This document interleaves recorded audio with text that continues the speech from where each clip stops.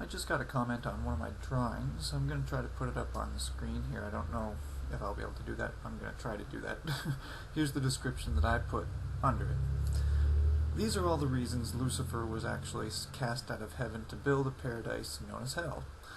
This is how I view God: a shriveled, jealous, bitter, insecure, ugly, envious devil of a deity who breaks all the sins he tells us not to.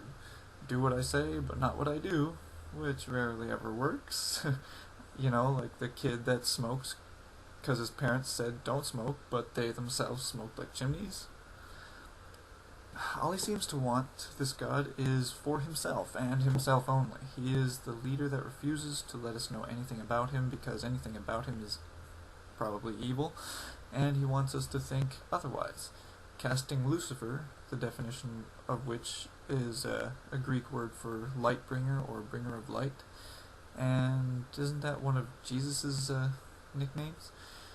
Like light of the world and all that? Something to think about. Did the sun start to outshine Daddy in heaven? Out of his ever-shriveling presence, casting Lucifer out of his ever-shriveling presence. So Lucifer decided to take the lemon God slammed on him and make lemonade, creating a world where people didn't have to live by fascist slave rules, but that was all after he broke the rules of heaven and God's massive ego. But just for clarification, I don't believe in either character or angels or devils, or any work with religious figures by me is strictly in fiction, gathered from things I've heard, experienced, and read about them. If you don't agree, you have that right. I also have the right to acknowledge any religion as just personal fancy. If you're going to spray me with God lives, Jesus saves, God is love, you can save it. I know that opinion. I happen not to agree for pretty obvious reasons that anyone who reads the Bible without bias should easily be able to find themselves. That said, enjoy. So that was my description under the drawing, and this is the response I got. You do realize that in actual religion, Satan corrupted himself. God does not break his own laws, we break his. Satan fell after corrupting himself, thinking he was better than God. Now all the angels that followed him will be thrown into hell along with Satan himself after he does 3 things. 1. Put the Antichrist in charge of earth. 2. Use the Antichrist to cause carnage all over the planet, slaughtering millions. And 3. Challenging God directly and losing. Hold on. Satan himself and his angel followers will be thrown into hell after Armageddon? So Satan's not in hell yet? Nobody's souls are there yet? So hell is empty right now? That's the first I've heard of this version of the mythical fiction, but continuing on to the rest of his comment. And by what you said in your notes, you pretty much acknowledge that you have no real understanding of Christianity, God, or Satan. You want the real deal, you talk to me or another real Christian. And here's my response now. Well, that's one version of the mythical fiction, but the wonderful thing about fiction is that we can add to it, interpret it in our own ways, make up any scenario on how we see it. I know a lot about Christianity.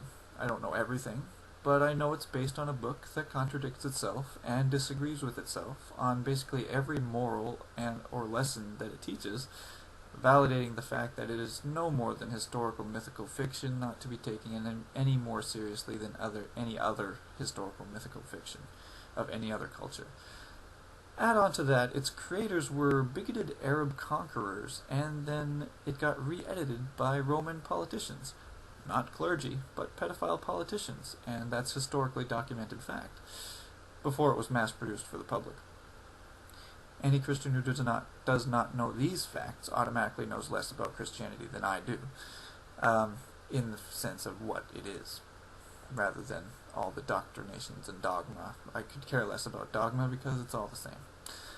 But yes, as for your comment about real Christians, every Christian is and is not a real Christian, according to certain other Christians, so that term has no meaning. Members of the KKK would call you not a real Christian because you don't follow what they have interpreted from the Bible. The Bible supports their cause too, in numerous chapters and books. They stole the racism of the Jews against all other peoples, irony, from the Bible, and whitewashed it, some appreciation they give to the initial creators of their holy quest. When a book can be interpreted by personal preference to support peace and genocide, love and hatred, that book's power becomes null and void to anyone who recognizes human manipulation through fantastical mythical fiction. So my idea about Lucifer, Greek for bringer of light, maybe being the soul that Jesus became when he went back to heaven, is just as valid as your version of the fiction. My idea is that he used heaven as it was advertised, as a paradise, because he had the power instead of becoming a slave to his father like every other soul is expected to do. He then saw the true evil of his father. Jesus and Yahweh are very different characters.